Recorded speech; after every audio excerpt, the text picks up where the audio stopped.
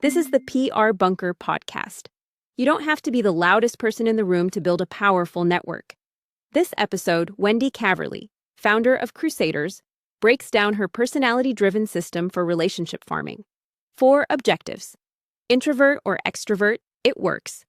Stop collecting business cards. Start cultivating conversations that turn into real opportunity, long after the event ends. Networking isn't a chore, it's a growth engine. And here's your host, Don Martelli, CEO of the PR Bunker.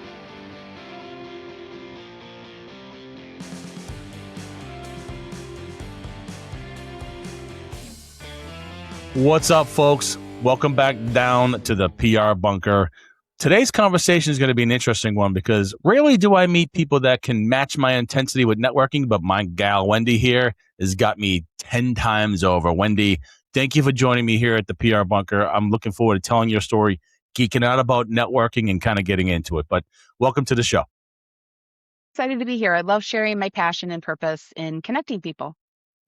Love that, and love that about you, and love that we got connected through our networking. So I'm a firm believer that everybody's story is a little bit of a hot mess, and we get to where we are professionally for a reason. So tell us a little bit about your background professionally and how you got to where you are today. My professional background, let's see. So I actually went to college because I wanted to work in politics. I spent the last 2 years of college interning at a state campaign. And what the intent was, when this candidate got elected, I had a job in his office in the state capitol. And that was the most soul-destroying, ego-crushing experience of my life.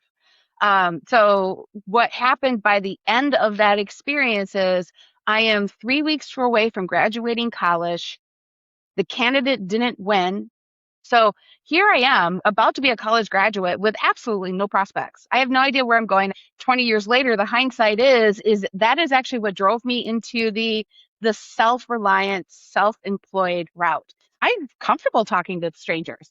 I don't mind speaking in front of a room full of people. I've done, utility work for telecom companies. I've stocked shelves for craft foods. I've worked at the front desk of an athletic club. I've had a vending and coffee business. And at one point, I just kind of figured out, you know what? I'm not meant to be self-employed. So I actually took a job as a credit card processor, and I was super excited by this. I would have an opportunity to run my own schedule, take care of my clients, be part of the chambers. I mean, I already knew how awesome chambers were from my past experience.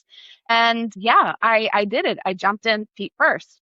But about 6 months in, I realized this is not the kind of salesperson I am, right? It's a necessary service. Please, no one hearing this that does this industry get offended. You have to have a certain type of personality to really thrive in it, where I tend to be a little bit more of a caretaker, right? I call them farmers. I want to be a resource to my clients, and I want them to feel free to give me a call. And so about 9 months in, I realized that this wasn't going to work for me, but something else was. I actually became a meeting facilitator for small business referral teams. Because what did I find out I was really good at? Finding out what makes them cool and share them with others. And I paid to do that. After a lifetime of building up this skill and not even realizing that's what I was doing, making friends with the clients at the athletic club, maintaining my customer base with the vending and coffee because they see me once a week. What's going on? I can't fix a problem I don't know about. Working in an office where there's a lot of people that need to know that they're appreciated and seen, and then an opportunity to get to meet people and just really focus on that. So it's Crusaders was born. That wasn't even Crusaders. Oh, okay. Crusaders was born out of 2020. Okay. Yes, very All much right. so. So that's the origin story of Crusaders is actually 2020 when the quarantine lockdowns went into effect. Right? Sure. I have the pivot in place. I was already set up for Zoom, but when those lockdowns went in place, I didn't miss a beat. We actually started meeting on a weekly basis. I wanted my people to know that they're not alone, that we're going to find a way to make this through. This is why you build network, right? I think we talked about this before. This is why you build network. You build a network so when the unexpected happens, it's not a crisis, it's an inconvenience. We started talking about this is the plans. And got our plans in place. So when the lights go back on, We're in motion. Our competition is waiting for permission. They're just sitting there waiting to hear that it's okay for them to go back to work. We're making plans. How do I connect? How do I talk to my people? How do I pivot into it? I found workshops for my people. How to get your business open legally. How to hold online workshops. How to reach out. And through the course of that, I made a video called Fear in Business. It was my very first video ever. I did leave it on my YouTube channel because my hair was black with some the quarantine hair, right, thing kind of going. And in the video, I talked about how fear is a very powerful motivator, but it does lie to you, right? And how to kind of harness that energy that fear gives you, but use the grounding of knowledge. And a few months later, I made a video, which this is another pivot point. My life is just full of pivots, Don. It really is. Love it. That's why I do the podcast, because I think everybody's story has pivots, and some of us recognize them and take advantage of them. Some just ride the wave and let it wash over us. But you've clearly put the saddle on it and rode it. I still am. But I made a video about farming my business for success. And, I was talking about, I used my own vegetable garden as an example, where I didn't just throw the seeds down on the ground and walked away. I cultivated and I harvested. I gave them what they needed. And now I have a bountiful harvest, more than I need to deal with. And I actually had somebody reach out to me thinking I was a sales trainer. And they were looking for, professional development for their teams to help them recover from everything. And that was the moment that Crusaders was born, because that was the moment that I realized that people do not view building network as a necessity when times are good. Sales are easy. Yep. The guy in front of me doesn't want my products. Fine, get out of my face. Things go wrong. Who do you immediately look to? Your network. So what kind of network do you have around you?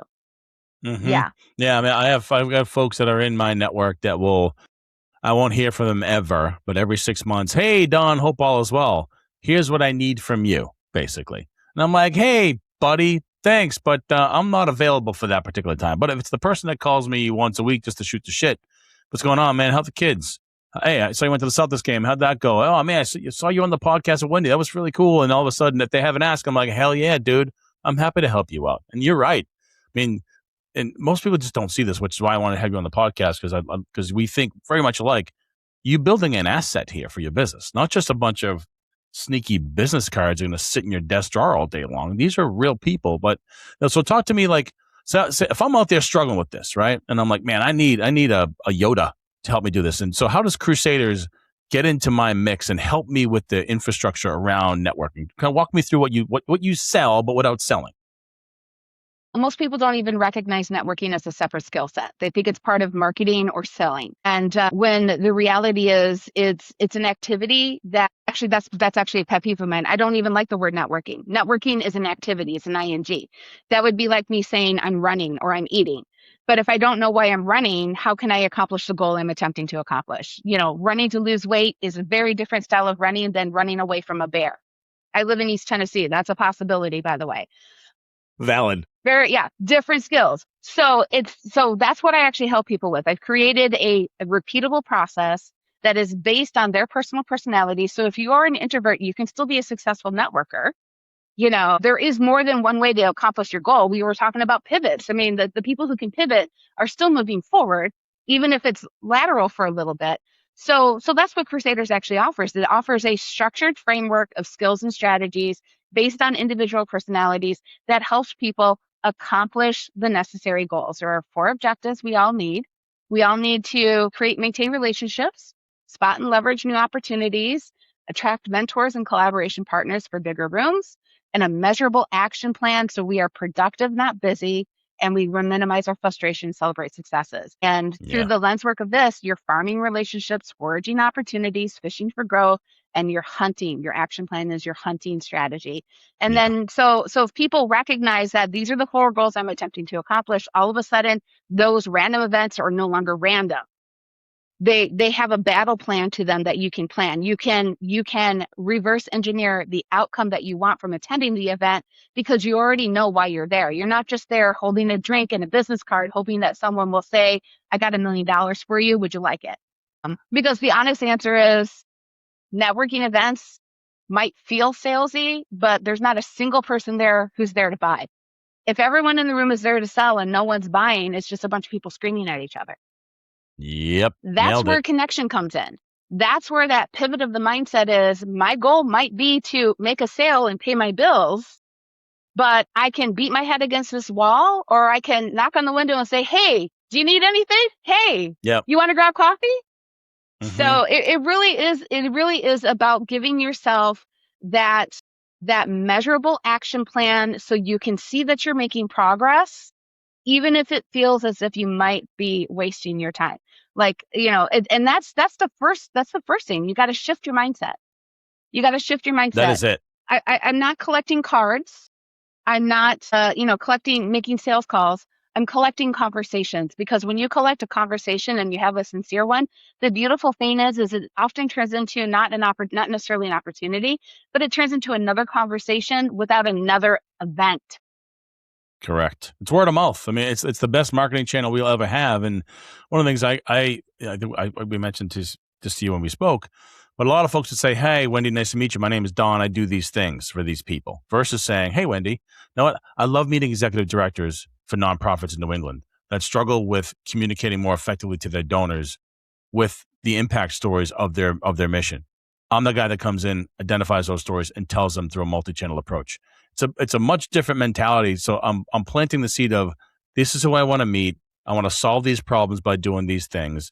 And oftentimes when I'm networking, I want the person I'm meeting to speak first so I can hear what they're talking about. And I'm automatic, like when I was on so for those listening, Wendy and I were on the Founders Room, which is run by a mutual friend of ours, which is a bunch of founders talking about networking. And as I'm going through some stuff and describing my process, Wendy's like bobbleheading. She's like, yep, he gets it. I get it.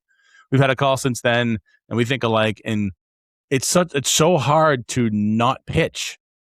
It's, because if somebody says, what are you doing? You all went, oh, let me sell you a vacuum. And you are speaking to a mentality that we've all been programmed to not do for God knows how long. So I love the 4-step process. Out of the 4 steps, what do you think is the hardest for people you work with?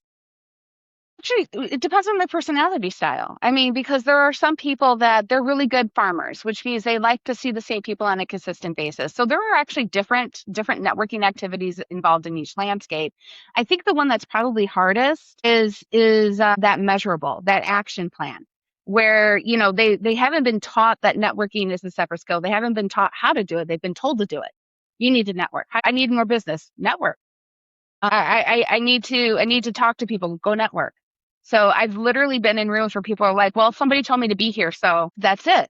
So I think the hardest thing for people to recognize is it is a slower process, but it is a process that is designed over time to replace the busy sales and marketing. Like, it should go like this and naturally. And switching, that's one of the things that I coach and we work on, is when you're having conversations with people, you are listening for specific questions to be answered. They're not questions you're asking out loud. When I say, so I know you're amazing, tell me everything else. What do you do? Who's your favorite client? What I'm actually listening for is that needs to know this person. This person needs to know. Is this somebody I even want borrowing my reputation? That's a big question one. not enough people ask. That's a big one. Yeah. That's a big one. That's a big pin on that one. Yeah. I have literally trained myself to listen for my network, because I show my value first by how I can help others. I show my value by being an ongoing resource. I show my value by being somebody that's worth reaching out to when you have a need. And the nice thing about that is, as the relationships get deeper, they don't need weekly maintenance. They might only need every 6 weeks, or 6 months, but you earned it. And the fun part is when you start looking backwards on your network and you're like, my God, do you remember when you were a mortgage person? That was like a decade ago. Like your connections are not connected to their business card or their service. It's connected to the person. That's where the value comes, because guess what? When that person that you met selling life insurance is now an executive at a company in larger rooms, guess who they're talking about? Guess who is inviting you along with them? You are building Agreed. A network of people who are going to be at your back, speak positive about you in rooms, and bring you places that it would take you a long time to get into alone. Yeah. So, well, how about this? I do a lot of mentoring with younger professionals, and they often don't think they have anything to bring to the table, which I think is bullshit, because everybody brings something to the table. I don't care if it's chips and salsa, but somebody brings something all the time. If you're working with a younger professional, just graduated college, kind of in the mix now, get their first gig, What's the advice you'd give them? Is to give themselves a year to learn and to create their own strategies and then repeat it. So they can take 1 year of learning, 2 years of efforts that will turn into 10 years of results. Or they can take a shotgun scatter approach, convince themselves they're being productive by being busy, go knock on those doors, go pick up that phone, go send that email, send that connection request, send that sales pitch. And then when you're not finding the results you want in 3 to 5 years, come back. Or figure it out on your own over a 3 to 5 year period. Or you can leap, jump to work that's producing for you by doing a little bit of consistency just for 12 months. Mm-hmm. My advice is find your style. Oh, this is a big one. Don, do you ever run into this where you say, so describe your ideal client, and their reply is, that's a good question? Yeah, I want to vomit every time I hear it. And unless you're just starting the business right now, I get it. But you are in a business, in a position, you should know from day one, who are you serving? Unless you are just building a business for yourself in some way, shape, or form, I get, which never really happens. Everybody has a business and everybody has an ICP. And sometimes that's annoying. The second thing that's annoying is a broad category. Oh, just small business owners. Right. It's great. But like, what kinds of small business owners? Which is why when I flip my narrative of I want to meet executive directors who are challenged with communicating effectively with their donor base, it's like you hear nonprofit, communications, donors, fundraising, right? And so I hear it all the time, and it's sad a little bit, right? Driven. They're afraid that if they give a specific answer, they're going to miss something good enough, right? So yes, there's nothing wrong with having a very specific target, and you are not going to miss an opportunity. And the other thing that is also frustrating and irritating is I'm an insurance agent, so no, I don't know. If there's 1,000 insurance agents in an area, you need to give me a reason why I should refer you besides you sell insurance. Yeah, solid. That's great advice. Great example. Mortgage lender years and years ago, I knew he's a veteran, and he got taken advantage of the first time he and his wife bought a house. He didn't get to use his VA loan, and he didn't want that to happen to other veterans. So when he became a mortgage lender, his target specifically is veterans because he wants them to get every single benefit that they deserve. That's great. That's a target. Yeah. That's specific. It's a good story too. Every time I think about, and I know a veteran looking for a mortgage, who do you think I think of? Not just mortgage lender. Yeah. Yeah, that's smart. That's smart. Now, let me ask you this. I've never really asked anybody this question on this podcast who are kind of, network gluttons, if you will. How do you work a room? Okay, if it's 20 people, 50 people, 5,000 people, and I got a pretty particular style with how I work the room. But how do you work the room when you're there? You got your name badge, you're full of piss and vinegar, you're ready to rock and roll, meet some new people. How do you work it? A lot of listening. So that's the honest answer. I already have an idea of the kind of people that I'm looking to meet for, right? Meet people for my network, meet people for myself. So you just go in with ravenous curiosity. I mean, the best way to get a second conversation with someone at a room is to make it all about them and then want to know more. Can I buy you a cup of coffee? So I go in with the strategy. The strategy is frequently for me, I want to have 5 conversations after this event. So I have to keep talking to people until I feel pretty certain that 5 of the people I spoke to are going to say yes to a follow-up conversation. I ask them what makes them unique. I ask them who they're looking for. It really is all about that. But here's a really fun technique too. It's not just working the room. And I'm also a big believer, I'm very bad at this, but I'm a big believer the last person to leave didn't get more than the first person to leave. I'm really bad at that. I'm frequently the last person to leave a room because I am talking to everybody. But you don't have to be the last person to leave a room to have gotten the most benefits out of it. And I also like working a room because before I move on, I think you might enjoy this. I will often say to the person I'm talking to, so who here me across the room is starting an introduction? Love that. I kind of have a flip of that. So if I've been there for a little bit and I've gotten to meet 3 or 4 or 5 people, and it's sometimes, hey, look, I just talked to John 2 seconds ago, grabbing a Danish. And here I am talking to you. Did you meet John so-and-so? Well, here's his business card. He's here. Let's go find him.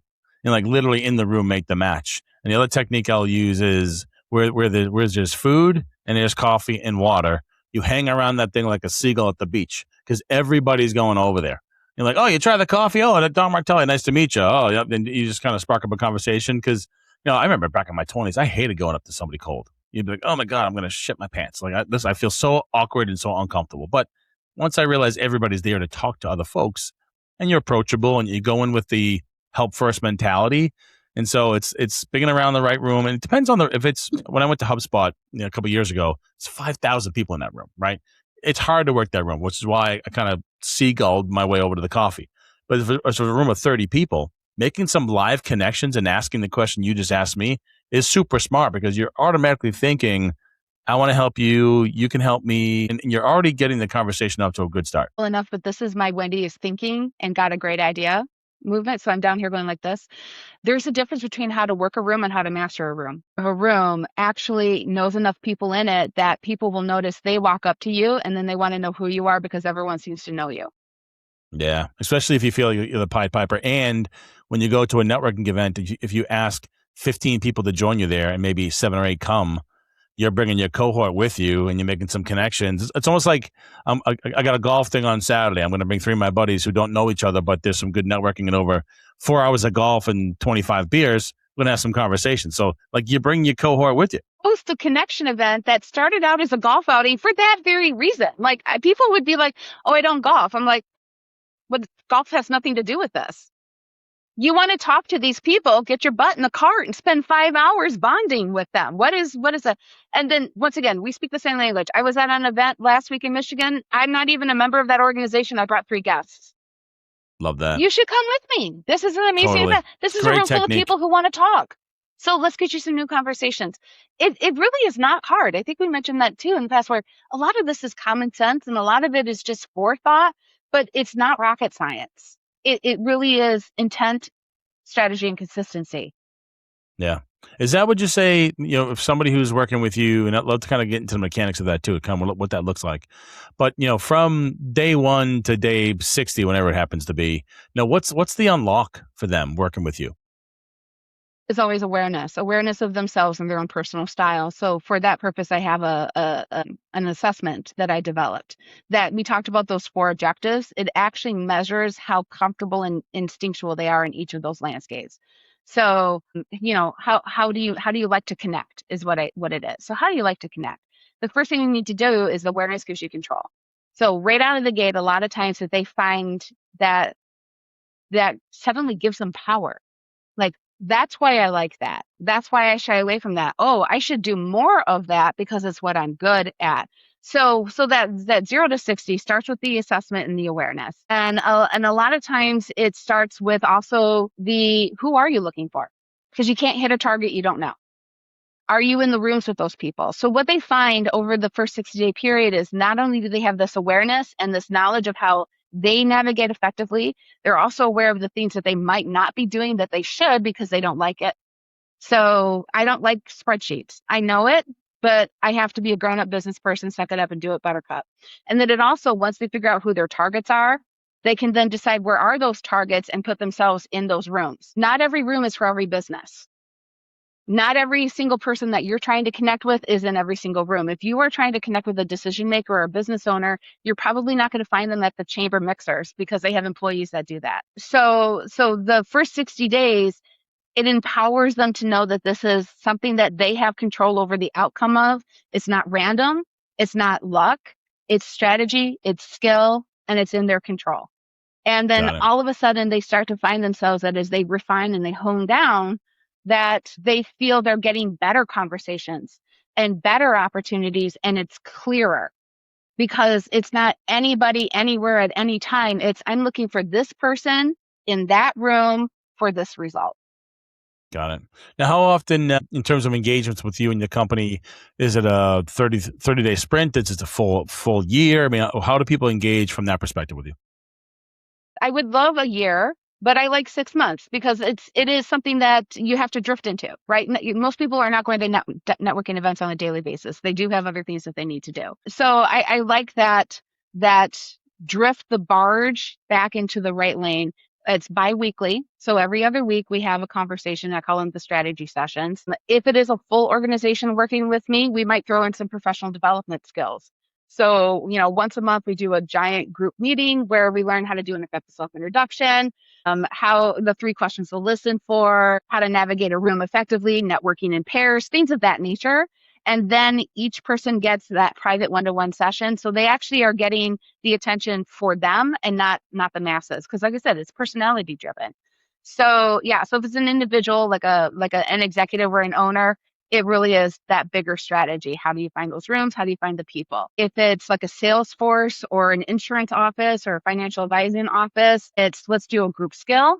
So everybody has that shared experience, but then let's focus on the one-to-one. And that's usually a 6-month as well. Yeah. Got it. Very cool. Well, I think what gravitated me to you and your work is because what you teach and train people to do, I've been doing for quite some time, and I don't do that work with small business owners. I'm more focused on like the technology and systems beneath all that to do some of the automations, but it still takes the person, the individual, and understanding their pitch, understanding how they communicate, how they collect information, how they move relationships forward, and so on and so forth. So I think that's why we got gravitated towards each other. Now, if people want to find out more and potentially go through the assessment, how can they find you? Carly.com. I do have my own website. I have my LinkedIn is a very good way to get a hold of me. But the thing that I'm most excited about is actually the Crusaders Connection Event. Ooh, what's that?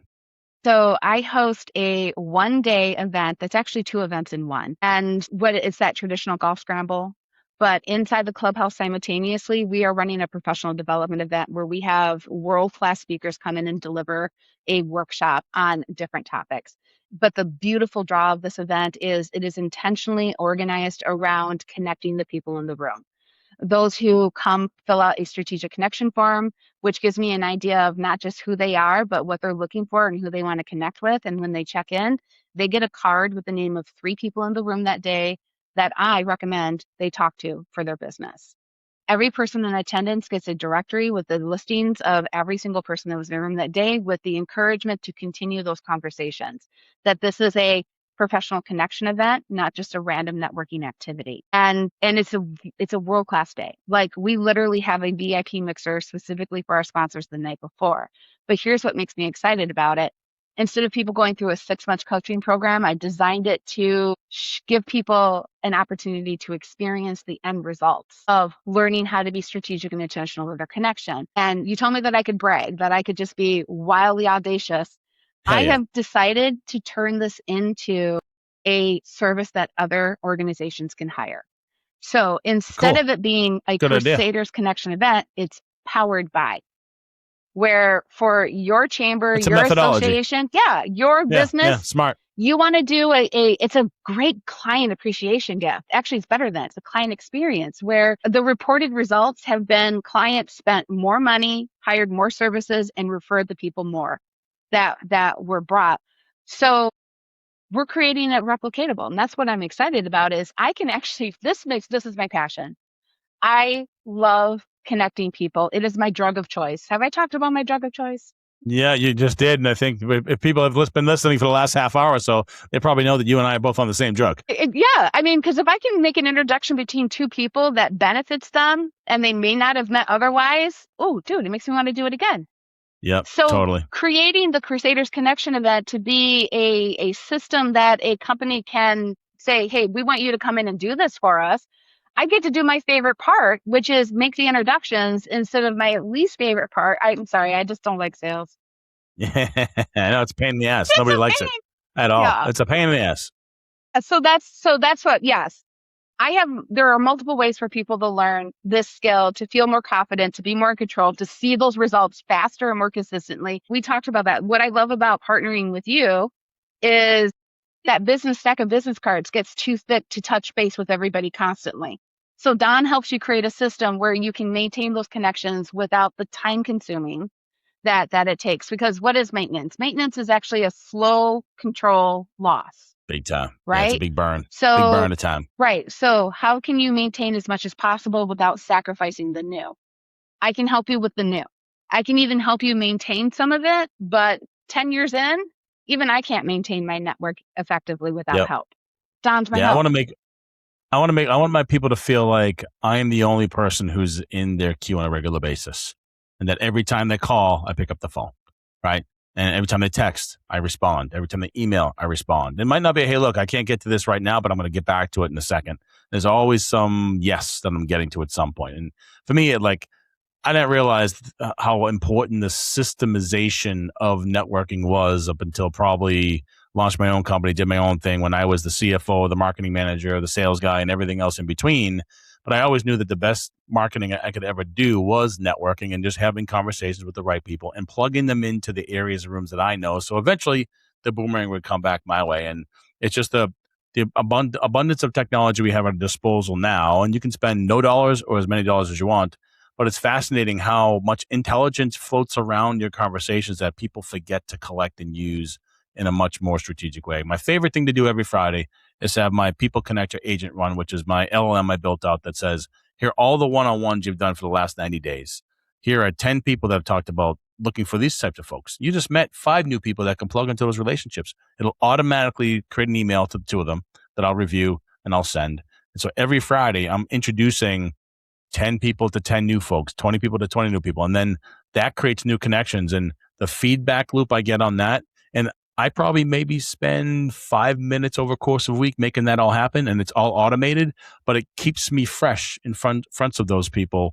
And they start to learn that, hey, look, the systemization is important. But it really starts with the question that I started with here was, how do you network? How do you get into the right room? What kind of system do you need generally? And what's the training you need to go through, which is where you come into play? I'm the intro. I'm the taking the activity and making it productive. But if you do it right, you have that currency of connection, but it needs a little help to maintain. And I mean, Totally. I love, there are some days I take a screenshot of the number of warm introductions I made. That's like a freaking badge of honor for me. Look at this. Totally. I made 15 warm introductions today for no other reason than it's cool. Yeah. And that's better than any $10,000 Google advertising campaign you can do, because that's all fueling word of mouth. And it's a little like Catholic guilt thrown in there. So, hey, I'm helping you out, wink, wink. So eventually, when you need help, give me a holler, kind of thing. But if it makes you look, if it makes you, it's a beautiful blending of, if you love what you do and you get paid to what you do that you love, and you're helping people out, is just this triangulation of goodwill, good work, good people, and you're passing along knowledge that to that 25-year-old, 30-year-old that maybe is just starting. That the thing I say all the time, the one regret I have in business is that I'm not doing what I'm doing now when I was in my 20s. Right, I wasn't that overt networker. I learned to do it in my late 30s, and I quickly picked up steam. But it is a tried and true way to grow a business, and it's incredible that, and all the people you meet doing this as well. You learn so much, meet some different people from personalities. It's incredible. Thing that we didn't even touch on, there's a whole nother subcategory. I told you, side quests, where you have to also learn the difference between being a connector and being a martyr. Because you don't want people I call them scavengers and poachers. Scavengers are, poachers are people who, they come and take whatever works best for them, and they know they're doing it. Scavengers are exactly the same, that they don't realize it. They just know they're always having to refill, replace, whatever. So you also want to make sure that you create a value with people that's not a doormat, where when you do say, hey, I need help, that it's going to be reciprocated, not just that one side flow. So because especially young people, they get really excited that all of a sudden they can make introductions, they can make connections, they can do this, and yet they didn't think about going to be that person. And how are you building the mutual? Yeah. It's just same. We can do this conversation about 9,000 hours. But one more time, what is the website address so people can find you? .com. That my name. Super easy. Yep, and hit her up on LinkedIn. I guarantee you she will respond to you and pretty quickly, because she did with me when I reached out. We had a conversation. But Wendy's been a pleasure. We will continue to talk, because as those listening, I'm sure you know that we'll be geeking out on some things. I love your idea of building that platform for businesses. That's just fantastic. I can't wait to see video and photos and everything else. Congratulations on the accidental journey in your career, like we all had. I think it's beautiful. And good luck with the work moving forward. Enjoy the rest of your summer. But thanks for joining the PR Bunker podcast. We'll do it again for sure. That's the PR Bunker podcast, hosted by Don Martelli. Here's the thesis. Reputation is the operating system for your business. It's the one asset that works while you sleep. When you need to defend it, repair it, or build it, start at prbunker.com. And for a sharper way to build the relationships that actually get you to, yes, subscribe to the Anti-Networking Playbook on Substack. New every week. When reputation decides the outcome, be ready. We'll see you next time, and remember, stay locked in.